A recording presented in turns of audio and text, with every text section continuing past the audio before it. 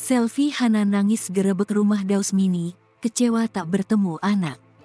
Pelawak Daus Mini belum mempertemukan anaknya dengan Selvi Hana Wijaya setelah terjadi kisruh perkawinan. Selvi Hana Wijaya adalah istri Daus Mini yang kini menggugat cerai ke Pengadilan Agama Depok, Jawa Barat.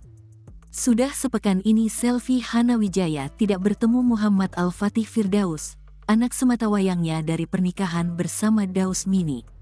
Saat gugatan cerainya terhadap Daus Mini didaftarkan ke Pengadilan Agama, Selvi Hana Wijaya mendengar kabar anaknya tersebut adalah anak angkat.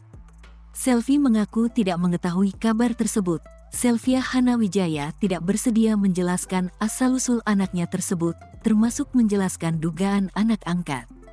Meski begitu, Selvi Hana Wijaya menegaskan jika Al-Fatih Firdaus merupakan anak yang dilahirkan dari rahimnya.